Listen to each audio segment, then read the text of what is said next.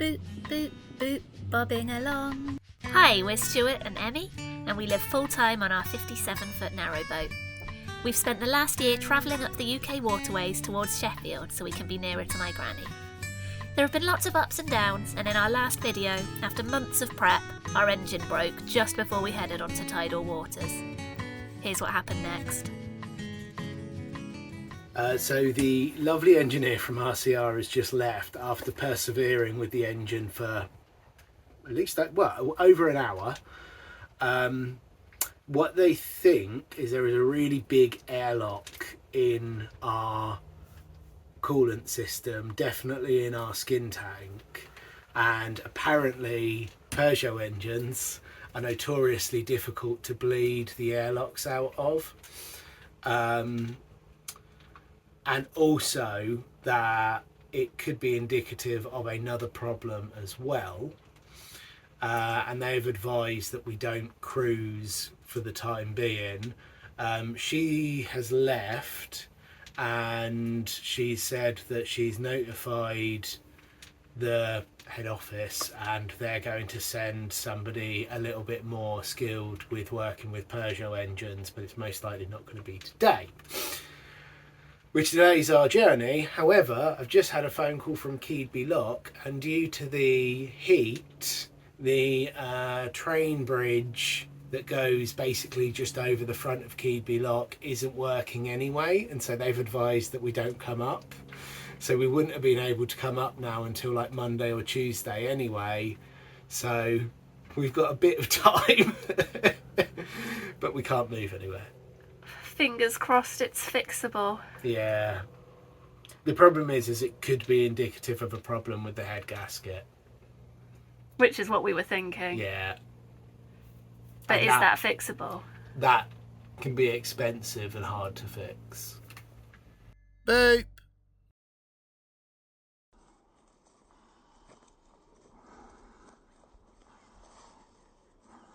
Stu stopped partway through the run. What are you going to make? Some sort of blackberry OT pumpkin seed biscuit. I posted our breakdown on the Try the Trent Facebook group, which is a lovely resource and an awesome source of meeting people who are currently on the River Trent or thinking about going up the River Trent. A retired diesel engineer who happened to be moored right by us came over to help me remove the thermostat so we could rule that out as a possible cause of the issues we were having. It certainly helped keep the engine temperature low.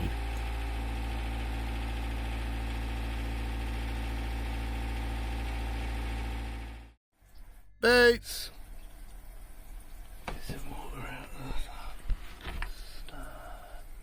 Is that just that pipe? It's slightly bodged, but I think the engine's working.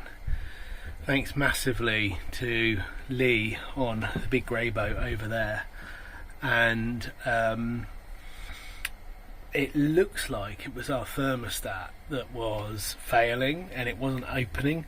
Apparently, normally when they break and get stuck open, but ours quite possibly broke and got stuck closed. So all it was doing is when the engine was getting up to heat, it wasn't then opening, so it wasn't allowing the proper amount of coolant to go around the engine, which was then, we think, causing an air build-up elsewhere in the coolant system. It now seems to be going around quite well. I've had it on for about half an hour or so, and it was running nicely. But one of the pipes we took off started to leak, so I just turned it off so I could redo that. I'm going to give it another go. Just mopping the engine bay, as you do.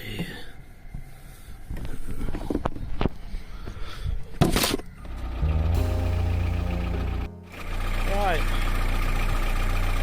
Had the engine running at a cruising speed for about 40 minutes now, and it seems absolutely fine. So I think you might be good.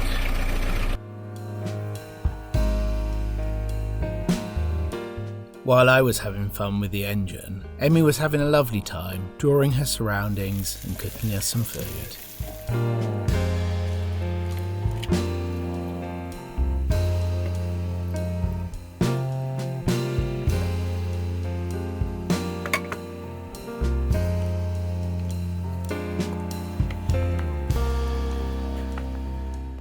Lee also offered to buddy up with us if we weren't getting the issue with the overpressuring in the morning. Inconvenient, but this really hasn't been the worst spot to break down. Beep! Well, this is a roller coaster. So I checked the coolant this morning, checking it while it was completely cold, and when I opened the cap it did exactly the same thing that it'd been doing beforehand, where it just all squirted out through the reserve tank. So it's still over pressurizing, which could be a sign of something worse. This is such horrible timing. Just before, well, in a way it's not. I mean, it could have happened on the tidal Trent, which would have been worse, but just before the tidal Trent, just this frustrating moment. But also we're on a pontoon. It's all pontoon along the river, and awkwardness for if we need to replace our engine. So we might have to turn around and get all the way back to Nottingham again, where there is towpath. And that's if we can even find anyone to put a new engine in. But at the end, I've got annual leave at the moment, and I'll be back at work and needing to commute to Sheffield at the end of this week, so we'll have to get back to a train station anyway. Okay. All right, thank you. So, just heard back from Canal Contracting, gone over with them what the issue is, and they have said that they do think it sounds like a head gasket issue, but they did say that there is one or two other things it could potentially be that looks like a head gasket issue and isn't. So we might be lucky and it might be something else. Ooh. But they did say it sounds like a head gasket. But what they will do is the guy who's coming tomorrow, Kev, will have a thermal imaging camera with him. So he will be able to look at the engine and look at potential leaks or any potential problems with the engine with this camera. And that will tell whether or not it's a head gasket issue or a possible other issue. And it may be, if it's a possible other issue, it may be they can fix it on site. They probably can't, but it may be that they can. And if it is head gasket, they can actually do that, but it's just a bit of a longer job. But they said like they can do it fairly quickly. Okay. That's Lee, who's been really helpful with the engine. Lee and Vicky, absolute stars, really cool boat. Feeling a bit sad, and to distract myself, I'm going to cook something with the blackberries I picked on our run. Probably some sort of biscuit. So here are all of my ingredients. We've got sugar, we've got oats, we've got sunflower seeds, we got my blackberries from yesterday that you can't really see, flour, honey and maple syrup, the fake maple syrup, and I thought I'd chuck in a little bit of tahini and oil. My method is going to be to chuck everything into the bowl, mix it up, and then cook it. Well, I think I might have made a cake batter rather than a biscuit dough. So the biscuits that I was making turned into steam puddings, which is an odd way to make biscuits.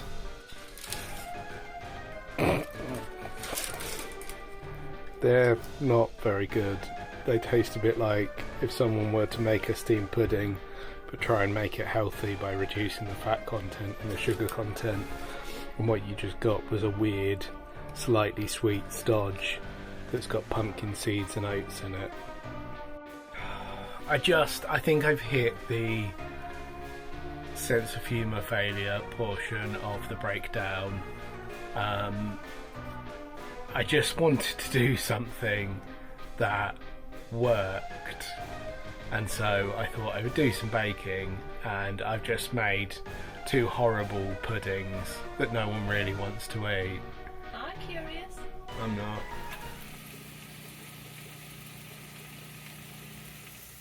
After the highs and lows of thinking the engine might be okay and then realising it wasn't and it could be exactly as bad as we thought, we are feeling quite downcast. We've been for a little walk and now we're cooking together. We're making pasta. I'm doing the sauce. I'm making a sauce from scratch. Not for the first time, probably. I don't know.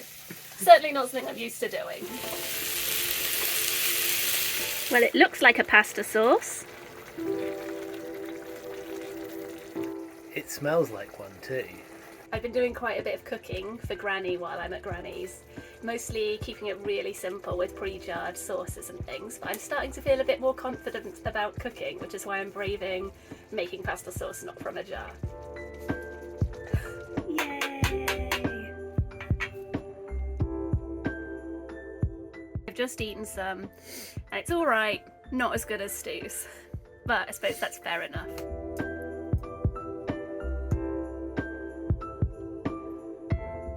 It's delicious. You're It's kind. all fresh and lovely and delicious. What are you going on about? Moment of truth for the blackberry pudding.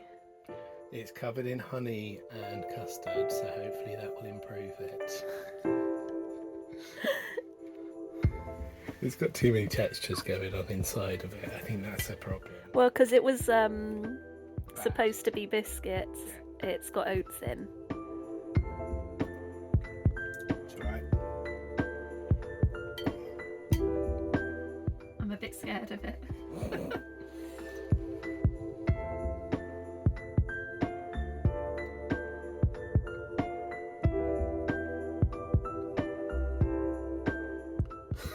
Yeah, I see what you mean. No, it's actually alright, but the textures are weird. Yeah. Yeah. I think I won at cooking today.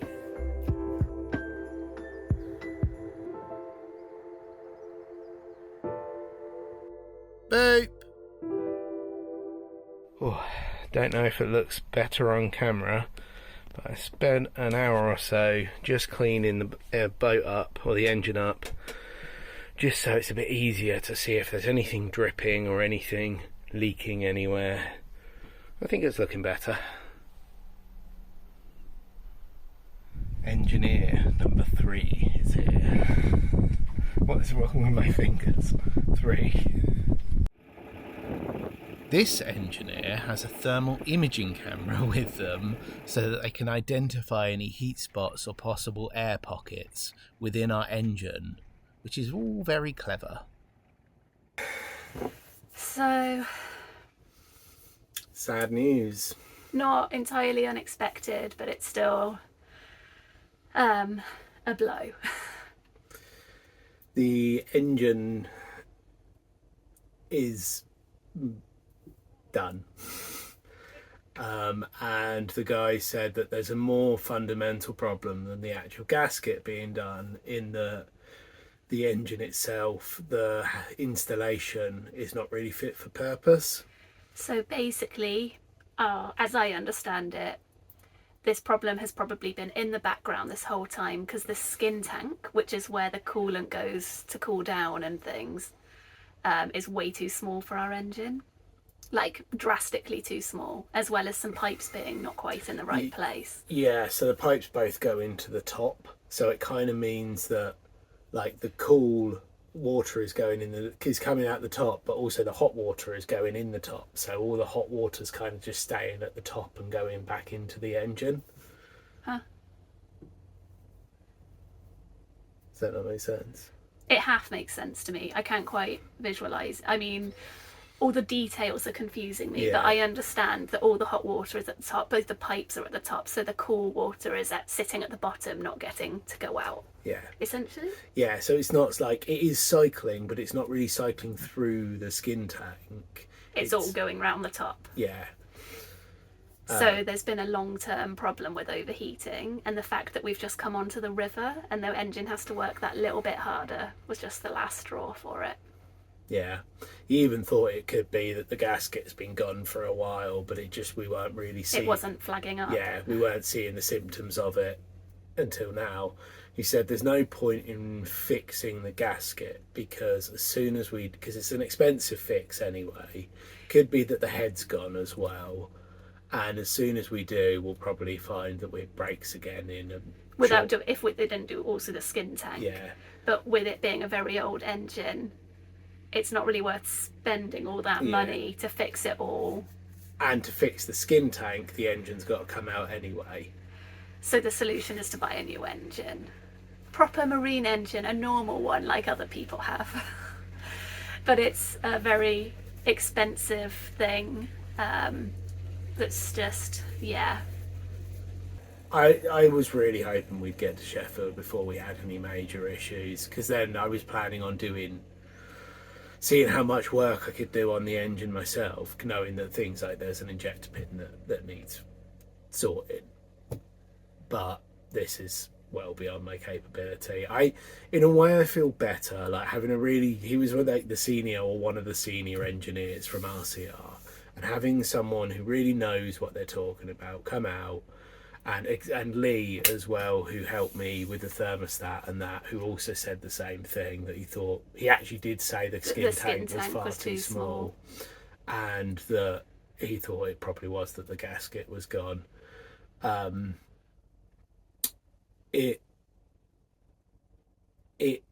actually has been reassuring that actually it's probably always been a problem, and it's not something that we've done necessarily. I mean, we probably might have noticed it earlier if we were more experienced. If we were a bit more experienced and done a bit more with it. But then we've had it for 2 years. We've never had any problem with it overheating. We've never had a problem with the coolant boiling over. So, yeah. So not much we can do about it. We're kind of in research mode now. We need probably to get back to Newark because there's not that much space here at Cromwell Lock, and it's a bit remote. Now I need to get back to Sheffield at the end of the week. So we're hoping that someone can maybe give us a tow back to Newark, and then either the option will be that either Newark Marina might be able to do it for us, so we've already started speaking to them, or at the very least they get a lift out of the water at Newark Marina and then get onwards transport, either potentially but probably not, to the marina, or more likely the marina, to our mooring in Sheffield. But because not really sure if there's anywhere good to put us in the water in Sheffield. And the RCR guy, I'm so sorry, I don't know his name. Not that he's watching this probably, but I didn't catch his name, and Stu has forgotten it. I haven't 100% forgotten it. I just don't want to say it in case I'm wrong. What was it? I've lost my train of thought. Oh, he recommended going back to Red Hill. Yeah. We're not too keen on. Lovely as it was, and they did an amazing job with the blacking. It feels like going back so far. It feels like going back far, and it would be. I don't know if it might break my heart a little bit to be in that field of boats. To see Annie in a field of dying boats, but that might be what we have to do. So fingers crossed. We're waiting to hear back from Newark Marina and hoping that we can do this within our budget. Really hoping.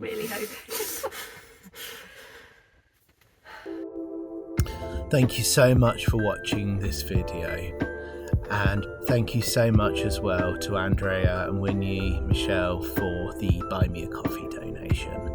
Please do boop the like button and give us a comment, and we'll see you next time. Bye bye.